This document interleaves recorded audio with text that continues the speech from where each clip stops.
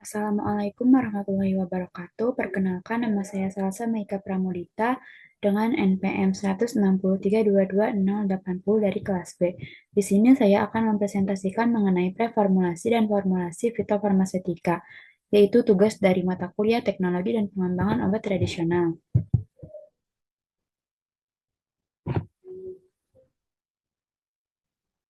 Berikut adalah jurnal acuan yang saya gunakan. Penyakit metabolik yang saya pilih untuk di tugas ini yaitu hiperkolesterol, di mana hiperkolesterol ini adalah gangguan metabolisme lipid yang ditandai dengan peningkatan konsentrasi plasma trigliserida dan kolesterol. Hiperkolesterol ini menjadi faktor risiko penyakit kardiovaskular.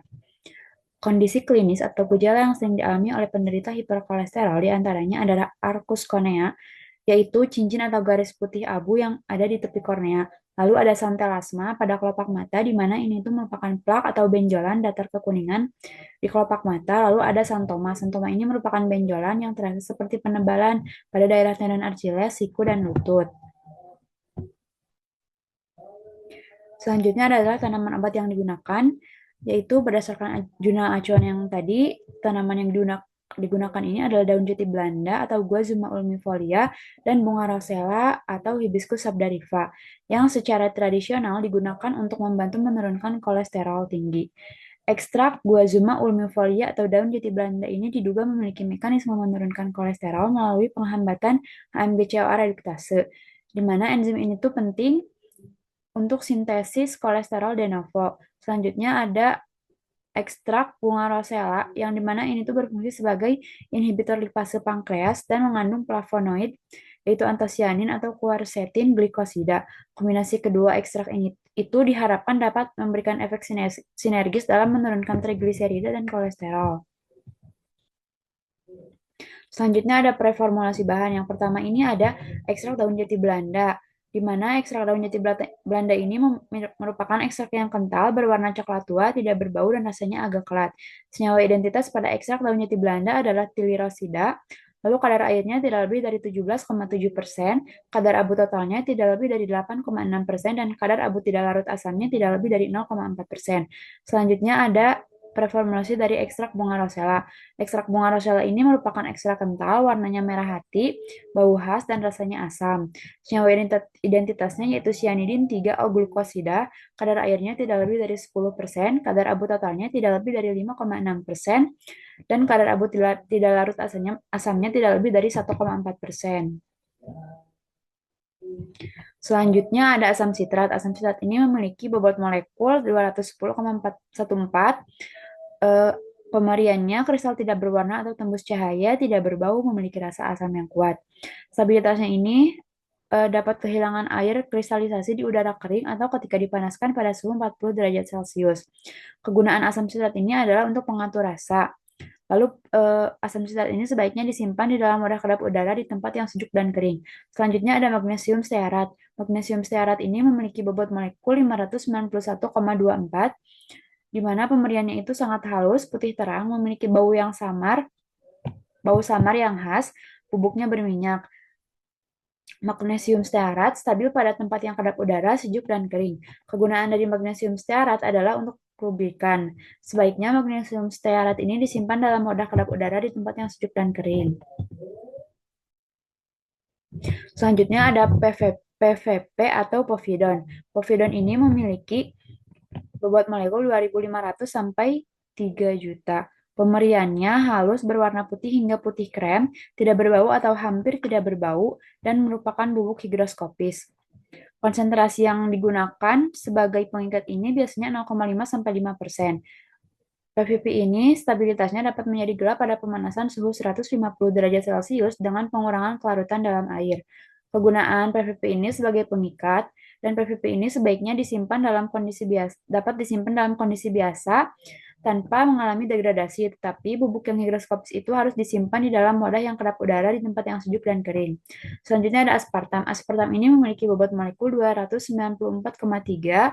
Pemberiannya itu kristal putih pucat, hampir tidak berbau, memiliki rasa yang sangat manis. Aspartam ini stabil dalam kondisi kering. Degradasi aspartam dapat terjadi selama panas yang berkepanjangan. Aspartam ini kegunaannya sebagai pemanis yang intens.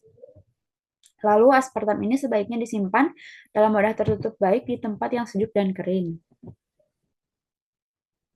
Selanjutnya ada Avicel PH 101. PM-nya itu 36.000, pemberiannya serbuk hablur sangat halus, putih, dan tidak berbau. Kelarutannya praktis tidak larut dalam air, asam encer, dan sebagian besar pelarut organik. Lalu sukar larut dalam larutan NaOH 5%. Kegunaan dari Avicel ini sebagai pengisi dan penyimpanannya sebaiknya disimpan di tempat yang sejuk dan kering. Selanjutnya ada laktosa. Laktosa ini memiliki bobot molekul 360,31. Pemberiannya partikel kristal putih hingga hampir putih atau bubuk, tidak berbau dan rasanya sedikit manis. Lalu, stabilitasnya ini pertumbuhan jamur dapat terjadi pada kondisi yang lembab. Sukrase juga dapat menyerap bau dari lingkungan sekitar. Kegunaannya sebagai pengisi atau diluent, penyimpanannya disimpan dalam wadah tertutup baik di tempat yang sejuk, kering, dan bebas bau. Selanjutnya ada sukrosa. Sukrosa ini memiliki bobot molekul 342,3. Pemberiannya kristal tidak berwarna, kristal massa atau blok atau bubuk kristal putih, tidak berbau dan memiliki rasa yang manis. Konsentrasi yang biasa digunakan untuk pengisi itu sekitar 50-67%. Lalu sukrosa ini stabil pada tempat yang kedap udara, sejuk dan kering. Kegunaannya sebagai pengisi dan sebaiknya disimpan dalam wadah yang kedap udara di tempat yang sejuk dan kering. Selanjutnya ada formula. Bentuk sediaan yang akan dibuat itu yaitu tablet hisap atau lozenges. Berikut adalah formulanya, di mana terdapat 3 formula dengan variasi konsentrasi laktosa dan sukrosa sebagai pengisi. Selanjutnya adalah rencana pembuatan. Sediaan ini itu dibuat dalam bentuk tablet hisap melalui metode granulasi basah. Bahan-bahan yang digunakan ini adalah ekstrak daun jati Belanda, dan ekstrak bunga rosella, asam sitrat, laktosa, sukrosa, aspartam, dan Avicel pH 101, yang dimana bahan-bahan itu terlebih dahulu ditimbang dan dicampur hingga homogen. Setelah itu, larutan pengikat ditambahkan sedikit demi sedikit sambil diaduk sampai terbentuk massa yang dapat digranulasi. Kemudian, massa lembab tersebut diayak menggunakan ayakan MES 12 untuk membentuk granul basah, lalu dikeringkan dalam oven pada suhu 60 derajat Celcius selama 40 menit hingga diperoleh granul yang kering. Granul kering itu selanjutnya diayak kembali dengan ayakan MES 14, kemudian ditambahkan magnesium stearat 1% sebagai lubrikan dan diaduk selama kurang lebih 5 menit sebagai fase luar. Granul yang sudah siap kemudian dimasukkan ke hopper dan dikompresi manual menjadi tablet menggunakan die berdiameter 10 mm. Selanjutnya ada evaluasi mutu. Evaluasi mutu yang pertama itu ada evaluasi mutu granul, di mana pada granul ini dilakukan pengujian kecepatan alir dan sudut diam menggunakan 50 gram granul melalui corong yang tertutup, di mana waktu alirnya dicatat dan sudut diam dihitung dari rasio tinggi dan jari-jari kerucut granul. Selain itu, dilakukan juga uji kelembaban granul atau loss on drying, dengan memanaskan 5 gram granul pada 105 derajat Celcius hingga berat konstan.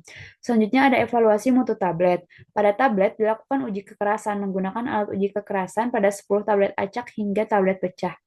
Uji kerapuhan dilakukan terhadap 20 tablet yang telah ditimbang sebagai W1, lalu kemudian diputar pada variabilator selama 4 menit dengan kecepatan 25 rpm dan ditimbang kembali sebagai bobot W2 dan untuk menghitung persen kehilangan bobot. Selain itu dilakukan juga uji kesukaan atau acceptability pada 18 sukarelawan yang menilai penampilan, rasa, aroma, dan waktu larut masing-masing formula tablet hisap. Kesimpulannya yaitu yang pertama, kombinasi ekstrak daun jati Belanda dan bunga rosella dapat berpotensi sebagai terapi fitofarmasetika untuk hiperkolesterolemia melalui mekanisme penghambatan sintetis dan penyerapan lemak yang bersifat sinergis. Yang kedua, formulasi sediaan tablet hisap dengan variasi pengisi yaitu laktosa dan sukrosa dirancang untuk memperoleh karakteristik fisik dan organoleptik yang baik serta meningkatkan penerimaan pasien. Lalu yang ketiga, metode granulasi basah dan rangkaian evaluasi mutu granul serta tablet menunjukkan pendekatan yang sistematis untuk memastikan granul dan tablet yang dihasilkan memiliki kualitas fisik yang baik dan layak digunakan. Berikut adalah daftar pustaka yang saya gunakan sebagai referensi. Sekian presentasi dari saya. Untuk kurang dan lebihnya mohon maaf. Wassalamualaikum warahmatullahi wabarakatuh.